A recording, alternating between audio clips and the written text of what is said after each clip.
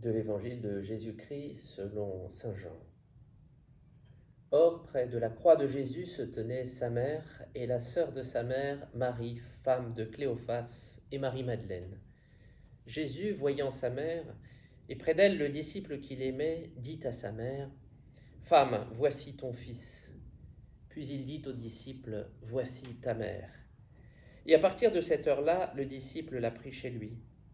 Après cela, sachant que tout désormais était achevé, pour que l'écriture s'accomplisse jusqu'au bout, Jésus dit « J'ai soif ».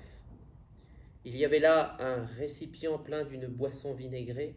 On fixa donc une éponge remplie de ce vinaigre à une branche d'hysope, et on l'approcha de sa bouche. Quand il y prit le vinaigre, Jésus dit « Tout est accompli ». Puis, inclinant la tête, il remit l'esprit.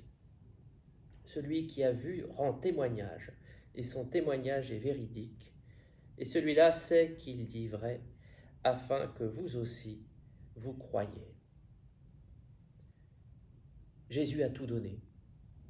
Jésus nous a été donné par le Père comme son ultime parole.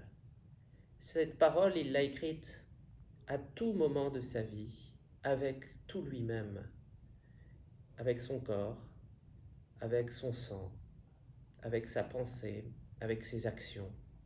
Et tout l'Évangile nous raconte ce qu'il a fait en passant parmi nous.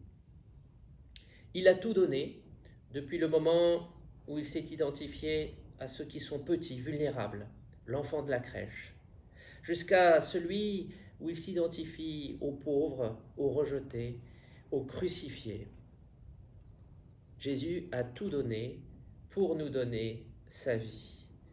Et sa vie passe dans notre cœur quand nous partageons son repas, le pain, le vin, qu'il a partagé le jeudi saint.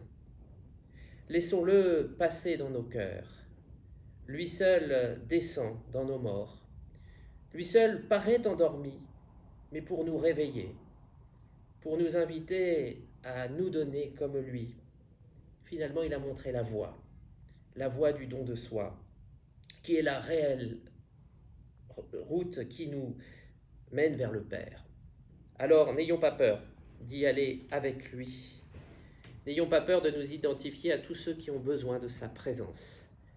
N'ayons pas peur de goûter sa présence chaque jour, car c'est elle qui donne profondeur à nos vies. N'ayons pas peur de celui qui n'a pas eu peur de se donner totalement pour nous, le Fils de l'homme, celui qui dit « tout est accompli ». C'est en le voyant mourir pour nous que bien des hommes et des femmes se sont levés dans tous les pays, dans tous les temps, pour nous montrer cette voie et pour le suivre vers le Père et vers la vraie vie.